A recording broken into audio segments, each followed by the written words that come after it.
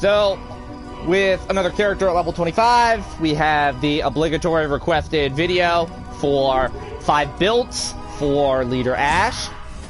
The first thing that I want to mention, if you'll notice on Warrior Ash, is he has a free point available.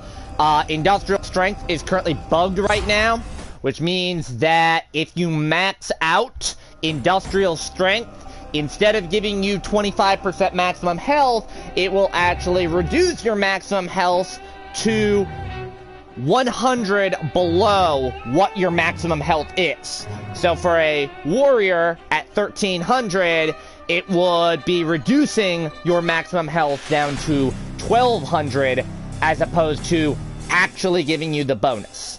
So on a few, just an update for the previous build I did on the Warrior Ash. Once that bug gets fixed, you're fine to max that back out at 4. But for right now, I would just put that point into something else. I'm more likely to forget, so I'm just going to leave the point unequipped. So, we're talking about Leader Ash. Leader Ash is kind of a pretty well-balanced character. He requires a good deal of game sense to understand how to actually play him. Most people I see call him one of the worst characters in the game. It's between him and Scotty for the worst survivor, when I think that's just people misunderstanding how he plays. His active power is not great, I will be honest on that. It's 30-second cooldown, and it deals a bit of balance bar damage to nearby enemies. If the demon player has not built around balance bar damage, it's usually going to just instantly destroy the balance bar on any units around you. If they built around balance bar, it does next to nothing. So, it's one of those abilities that's more effective against certain demons than others. Particularly, it's better against Puppeteer. Puppeteer doesn't really have good balance bar building, and you want to use finishers on their minions anyway so they don't blow up. His power is not great. Your starting passive gives you 10% bonus damage to you and all survivors in your range, and you get 20% fear resistance. Now, the 10% damage is not great. This is basically what Annie's passive is for range weapons, but he gets it for all weapons. It's not bad, it's pretty good, and I have done some testing. It does affect a flat all damage. This includes something like Warrior Ash on Shield Blast, where the Shield Blast does a 200 explosion when your shield breaks. This is affected by that.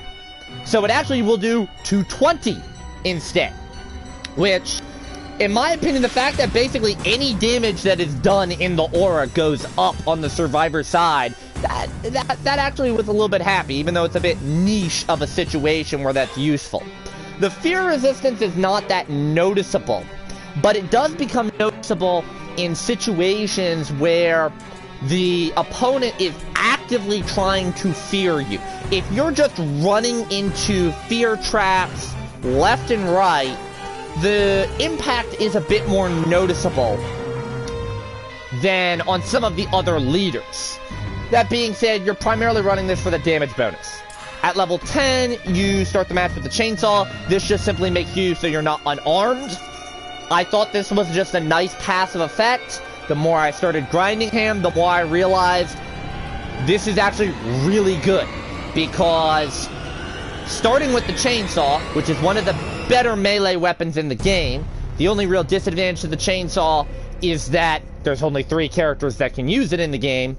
Being able to start with it is pretty good. I don't have to worry about upgrading my melee weapon unless I find something really good. I can pass over other valuable melee weapons and let my warriors take them instead. I can let a support or a hunter take it instead, at least until we get into more demon-focused combat where they're using their guns. I can rely on the chainsaw, not have to worry about competing for loot early game. This makes him a lot more objective-focused. And at level 25, when you cap him out, you get El Jefe Grande, so it buffs your aura so that anytime you perform a finisher or dismember an enemy, it doubles the effect of your aura. So you go to 20% damage and 40% fear resist to everybody in the aura. Now, the finisher and dismemberment bonus does not have a cooldown on it, but it has a 3-second duration. if you're specifically in a finisher, you're probably not going to get the effect. Because most finishers take about 2 to 3 seconds to finish anyways, pun intended. So, not a great ability for you, but very helpful for your team. And I think that the more you start getting comfortable with the fact that you're kind of just the generic survivor when you play as him, it shows that he can be a strong character if you build him.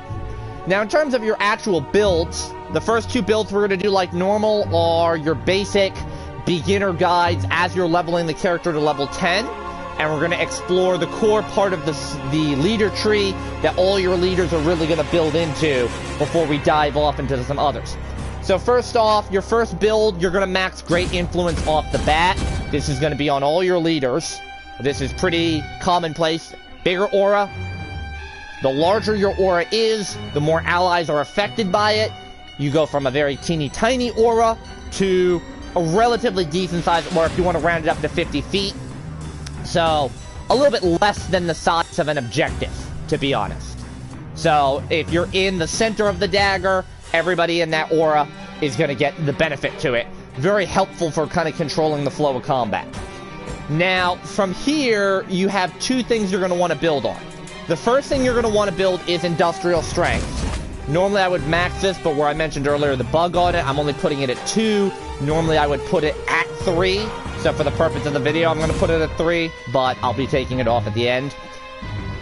So this just makes you a bit tankier. You get access to bonus health a lot earlier than other classes do. The only other class that gets access to bonus health this early would be the Warriors, for obvious reasons.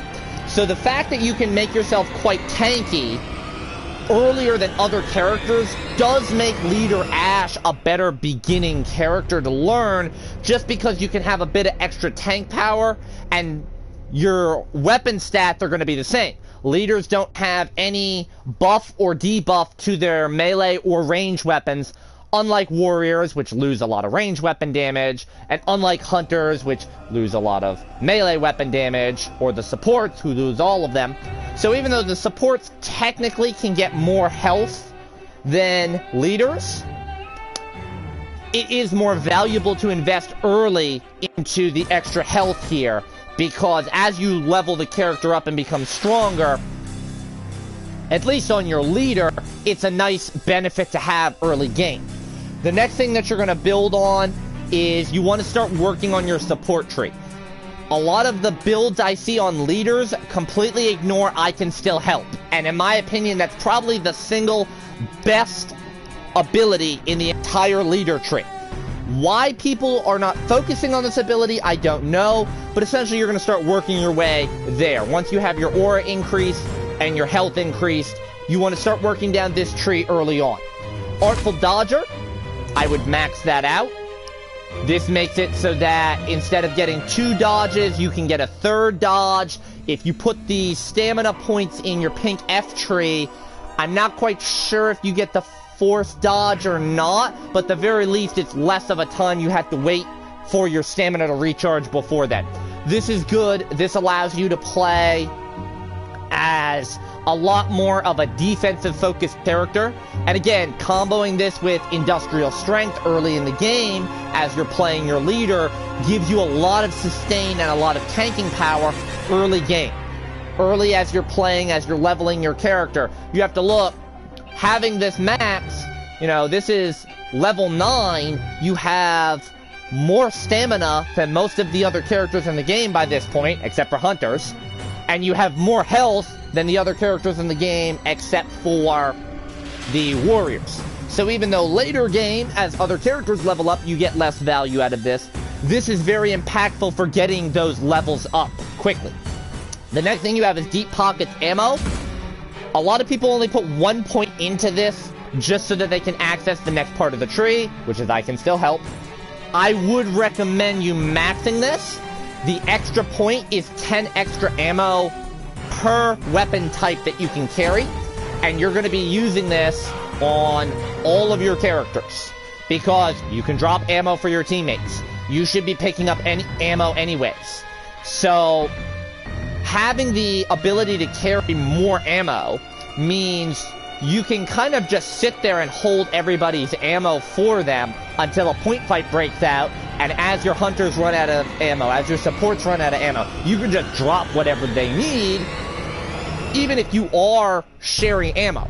Most classes will not drop ammo if they're having to share it with somebody. I know for a fact warriors and supports aren't going to do that because they carry the least amount of ammo. This ability makes it so that, you know, if you're using long gun ammo as Ash, you have a warrior Ash using long gun ammo, and you have a hunter Ash using long gun ammo, you can drop ammo for the other two classes, particularly that warrior Ash, when he runs out, even though he shouldn't be using the gun as much. That way there, your warrior Ash doesn't throw a hissy fit about, I'm out of ammo in my gun, because the ranged Ash isn't dropping it. This is actually kind of a nice benefit to the leader class as a whole, even if you're not going to be focusing around guns. And remember that at level 25, dismemberment and finishers buff the power of your aura. So if you just pick a weapon that has good finisher damage and good dismemberment damage as a ranged weapon, and you just focus on, I'm going to shoot the limbs off to get your effect up, that can be a very strong strategy for keeping your aura buffed. Then your next point is obviously going to be going into I can still help. What this makes it is so that your aura and your leader benefits, I want to mention this, will persist if you are bleeding out or if you become a soul. Now it is currently bugged where if your soul gets picked up, that bonus goes away. So it's only based around wherever your dead body on the ground is. If you're bleeding out, or if you're dead and you're waiting on a teammate to pick you up, your aura still buffs everybody in that radius. There are also some other effects that will still buff it. So Master of Influence, which you shouldn't be running, will also apply, and Fast Forward will also apply. So you get a lot more value out of buffing your aura up by running I Can Still Help. So this is the core leader tree that most of your leaders are going to build into. Every leader that you have should have this build right here. It's roughly 12 points. Remember that for right now, at least, you'll take the other point out of Industrial Strength.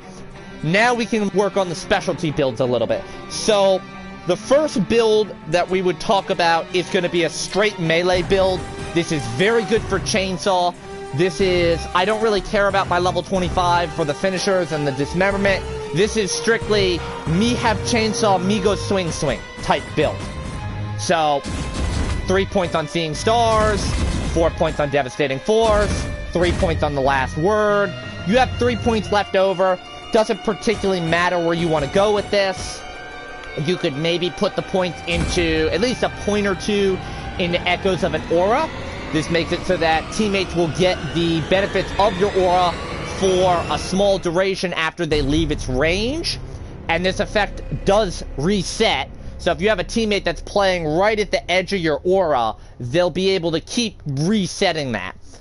I don't necessarily recommend leveling this up, particularly on this build, but 1 point is decent enough. And you can put 2 points into cardio, I guess, to reduce the sprinting cost of stamina. Those 3 points are kind of free to do whatever you want. So, the next build that I would be talking about is to focus on a pure fear-based build. This is good if you want to lean into your fear resistance on a El Jefe a little bit more. Obligatory 1 point into Deep Pockets Matchsticks. 3 points into Light Therapy. This increases the speed that the fear lowers in lit areas. Note that this only affects you. This does not affect your allies. This just keeps you from getting feared. And 3 points into Fear No Evil, which reduces the amount of fear received from any source by 20%. So it basically doubles the effectiveness of your aura for you. And you'll have 6 points left over at this point. You don't necessarily have to build into anything in particular here. I would primarily focus at that point on working around the combat tree, something like Seeing Stars and Devastating Force. This will give you more melee damage, so you can pop your Dismemberment ability to double your aura's effectiveness a bit more. Not really necessary, though. Another thing I will mention is that light therapy is not particularly great. So you may want to put that at 1 point instead of 3 and put your points elsewhere. That'll give you 8 points to spare in this build. So at that point, you could max out Seeing Stars and Devastating Force and still have a point to spare. Other thing I do want to mention is Deep Pockets Matchsticks really isn't necessary. Very rarely will you find yourself needing more than 3 matchsticks at any time. Usually if you find yourself needing matchsticks, it's because you died and all of your matchsticks were dropped. So all you have to do is just pick up your matchsticks. The last build that I'm going to talk about is... well, I have 2 builds to talk about, actually. I'll throw in a meme build. We'll throw the meme build in first. So this build is kind of... it's not effective, but it's nice to have. So you're going to put a point into Cardio, and you're going to put a point into Echoes of the Aura. Those are your filler points right there. The next thing you're going to run is Arcane Knowledge at 4. You're going to put a point into Quicker Cooldown, and at this point you're going to decide between either Master of Influence or Fast Forward. So Arcane Knowledge, what this does is it increases the detection range for the map pieces by 70%. So it'll take it from 25 yards to 42.5. It's terrible. It's not worth building into, but it's there for the memes, because you can kind of just walk over to a relatively larger area where a map piece will spawn, like Fishing Village. There's a lot of places where the map can spawn in Fishing Village. So if you're on the outskirts of Fishing Village, you can see what building it is if you're in a do-or-die situation where you need to pick up the map piece. To be honest, there's no real situation. If you're in a do-or-die situation where you need to pick up the map piece, you're gonna lose that game 99% of the time. So, staying alive is a bit more valuable than, oh, I'm gonna go pick up that piece real quick. What you want to focus on building is at this point, I would probably build around Fast Forward, because that's a more objective-focused build. This makes it so that the timer for certain objectives goes down. It actually reduces the total timer. So, for the dagger fight and for the pages fight, which is one of the primary times where the demon player is going to be bum rushing you and trying to actively kill you, this, in my opinion, is one of the better abilities, and it's going to be what I build around for my personal Leader Ash build. But like I said, this is kind of the objective meme build. You could build around Master of Influence. The problem is Master of Influence simply isn't good. 4 points strengthens the effect of your aura by 20%.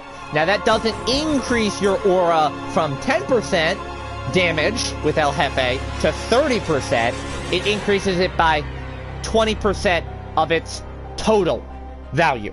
So that means you go from 10% to 12%. Not really a fan of 4 points.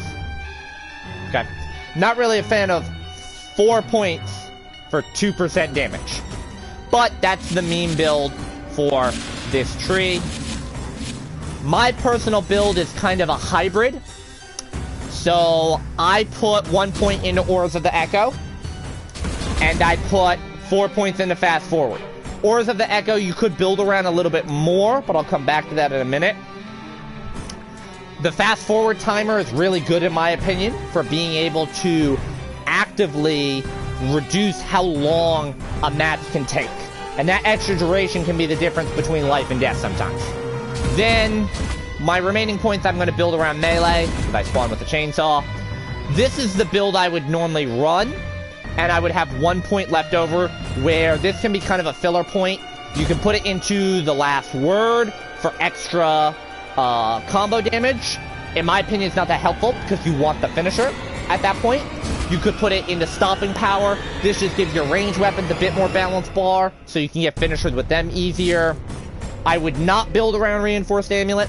I would not build around Matchsticks, although this can be good if you just want a filler point. You could put an extra point into Echoes of the Aura, but a 1 second bonus isn't worth it to me. And I wouldn't put the point into cardio because the reduced stamina cost of sprinting, in my opinion, at 5% is not worth it. So, for what I'm running right now, this is my current build for Leader Ash. This has actually done pretty well for me. And one thing that I do want to mention on Leader Ash, you are routinely going to be the second place character in damage. You're either going to have a warrior, depending on the warrior you're playing with. If you're playing with an Army of Darkness Ash, he's usually going to be number 1. Or if you're playing with a good hunter, they're going to be number 1. So, routinely, you will be the number 2 character on the team in terms of damage, kills, finishers. So you can use him to level up relatively quickly to level up your other characters. So, for those characters out there that say that he's a weak character, you just have to play him into his role as an objective-based character a bit more, and you get a lot of value. I've actually won a couple of games just off of Fast Forward, where, you know, everybody's low health in the circle, and we're just trying to buy enough time for the timer to finish and exercise the demon player and revive everybody. And that reduced timer duration is critical. But to all you leader players out there, to all your content creators that are avoiding I Can Still Help, please start running this ability because it is really good.